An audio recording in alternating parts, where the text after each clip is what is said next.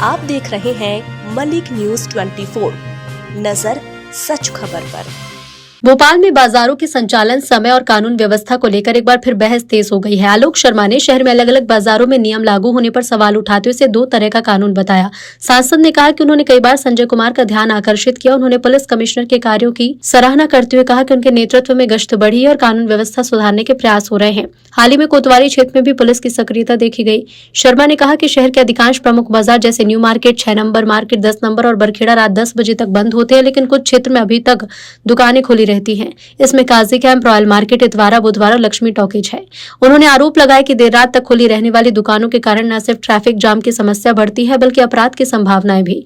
गलत पार्किंग के कारण प्रमुख चौराहों पर जाम लगना आम बात है। सांसद ने कहा कि रात के समय आराम के लिए होता है, लेकिन कुछ स्थान पर देर रात गतिविधियां जारी रहती, जिससे असामाजिक तत्वों को बढ़ावा मिलता है।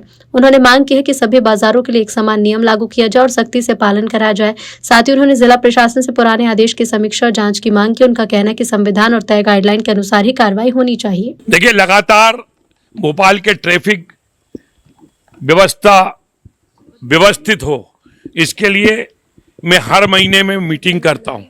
कई बार मीटिंग में लेट हो जाते हैं, मेरी लोकसभा वगैरह चलती है। अभी असम चुनाव में चला गया था। आने वाले हमारे सुप्रीम कोर्ट के सम्मानीय न्यायाधीश जी भी आने वाले हैं सेवानिवृत्त, और उसकी वो मॉनिटरिंग भी करते हैं। मेरी पुलिस कमिश्नर साहब के साथ बात हुई है। भोपाल के कौन कौन से ऐसे लेफ्ट टर्न हैं और कौन कौन से ऐसे चौराहे हैं जो ब्लैक स्पॉट बन गए हैं, जिनके कारण एक्सीडेंट होता है, उसके ऊपर मुझे लगता है कि हम काम कर रहे हैं। 5 करोड़ रुपए जब तत्कालीन कलेक्टर थे कोसलेन जी, उनसे लेकर मैंने राशि स्वीकृत कराई थी, और मुझे बताकर बड़ी खुशी है कि महापौर मालती राय जी और नगर निगम कमिश्नर संस्कृति जैन से वो मैंने कहा था कि भोपाल के जो प्रमुख चौराहे हैं, यहाँ पर प्रतिमाएं भी लगी हुई हैं, लेफ्ट टर्न ठीक करना है, उनके लिए 10 करोड़ रुपए की राशि भी नगर निगम ने उपलब्ध कराई है। आने वाले समय में हम पुलिस कमिश्नर, हमारे भोपाल के कलेक्टर और सारे ट्रैफिक अधिकारियों के साथ बैठकर जो जो काम को प्रशासन की स्वीकृति मिल गई है, उन काम को हम रात्रि में खुद स्वयं जाकर उन चौराहों को ठीक कराकर भोपाल की जनता की सेवा करने का काम करेंगे। ये अब भोपाल में कोई भी मुर्गे को नहीं टांगेगा, कोई भी बकरे को इस प्रकार से नहीं टांगेगा। ऐसे टांग दिए जैसे रेडीमेड के अपने कपड़े टंगे हुए हैं, अब वो चलने वाला नहीं है। उसी पे काम हो रहा है। मुझे लगता है इस पे अंकुश लगना चाहिए, है ना, और इसके ऊपर पुलिस कमिश्नर काम कर रहे हैं। वो मेरे को आज बड़ी कार्रवाई चल रही है अतिक्रमण हटाने की।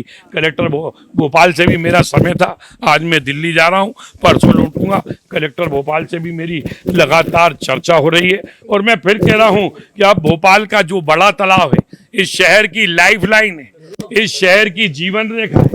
हम सब उसका 50% जनता पानी पीती है। किसी को भी तालाब के किनारे अतिक्रमण 50 मीटर के दायरे में करने का अधिकार नहीं है। एनजीटी के साफ निर्देश है, एनजीटी के हर आदेश का पालन होना चाहिए। लगातार कार्रवाई चल रही है। कुछ बीच में 30 त्योहार आ जाते हैं, बंद हो जाते हैं, और आज पूरा प्रशासन बड़ी कार्रवाई ये अपना महाराज भवन के पीछे कर रहा है। मुझे लगता है कि आने वाले समय के अंदर जो लोग गलत तरीके से टाउन एंड कंट्री प्लानिंग से परमिशन लेते हैं कि हमारा घर तो बड़े तालाब के लेक फ्रंट के ऊपर होना चाहिए, अब वो नहीं चलेगा। नियमों का पालन होगा।